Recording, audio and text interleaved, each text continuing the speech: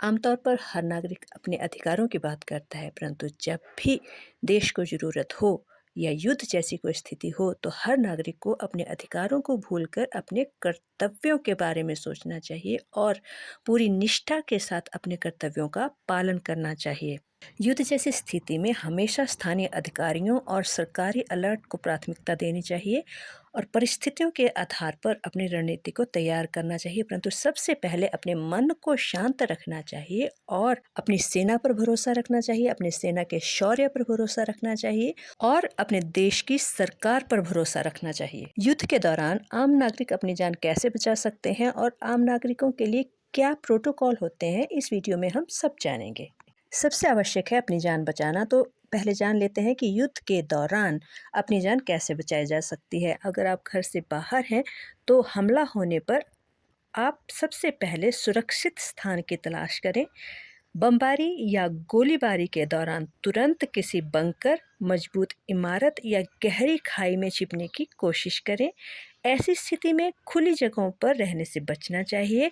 अगर आप अपने घर में हैं, तो खिड़कियों या कांच के पास ना रहें और घर की खिड़की और दरवाजे बंद रखें। ऐसी स्थिति में जानकारी और सतर्कता सबसे महत्वपूर्ण होती है। स्थानीय समाचार, रेडियो या सरकारी अलर्ट को ध्यान से सुनें ताकि हमले या खतरे की जानकारी आपको समय-समय पर मिलती रहे। अगर आपका घर या कार्यक्षेत्र युद्ध क्षेत्र में है, तो ऐसी स्थिति में आपको आपातकाल के लिए तैयार रहना चाहिए और उसके लिए हमें क्या तैयारी रखनी चाहिए, वो भी जान लेते हैं। आपके पास एक आपातकालीन किट होनी चाहिए जिसमें पानी, भोजन, प्राथमिक चिकित्सा, टॉर्च और ज़रूरी दवाइयाँ अवश्य होनी चाहिए। इसके अलावा अपने महत्वपूर्ण दस्तावेज जैसे पहचान पत्र, पासपोर्ट और आधार कार्ड को भी सुरक्षित रखें।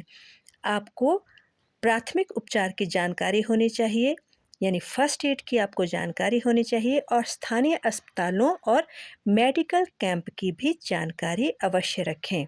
आइए अब जानते हैं कि अगर दुश्मन हमला करता है, तो आपको छिपने और बचाव की क्या रणनीति अपनानी चाहिए। सबसे पहले ज़मीन पर लेट जाएं और अपने सिर को हाथों से ढक कर रखें। रात के अंधेरे में रोशनी का उपयोग बिल्कुल नहीं करना चाहिए। इससे दुश्मन का ध्यान आपकी तरफ आकर्षित हो सकता है। संभव हो तो ग्रुप में रहें। भीड़-भाड़ वाली जगह से दूरी बनाकर रखें। अगर आपको अधिक खतरा महसूस हो रहा हो, तो वो जगह छोड़कर किसी सुरक्षित जगह पर चले जाएं। अपने परिवार या दोस्तों के साथ पहले से संचार का तरीका तय कर लें और पहले से ही आप यह तय कर लें कि अगर कोई भी ऐसी आपातकालीन स्थिति आती है, तो आपको एक दूसरे के साथ कहाँ मिलना है या किस तरह की रणनीति तैयार रखनी है। बच्चों को कोशिश करनी चाहिए कि युद्ध जैसी स्थिति में अपने माँ-बाप को परेशान ना करें, ऐसी कोई सिचुएशन ना तैयार करें कि जिससे उन्हें घर से बाहर जाना पड़े। कोई भी ऐसी डिमांड ना रखें जिससे माँ-बाप को बाहर जाना पड़े। कोशिश करें कि जो घर में बना हो वो खाएँ, अच्छे से, खुशी से घर का माहौल ठीक रखें।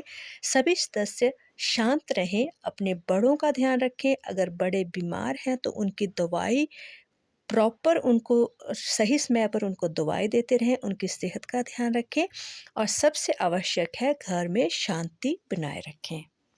सेना तो आपको बाहरी दुश्मन से बचा सकती है, परंतु अपने घर का माहौल ठीक रख करके आप खुद को और बेहतर स्थिति में रख सकते हैं और किसी भी स्थिति से आप आसानी से निपट सकने की हालत में रहते हैं।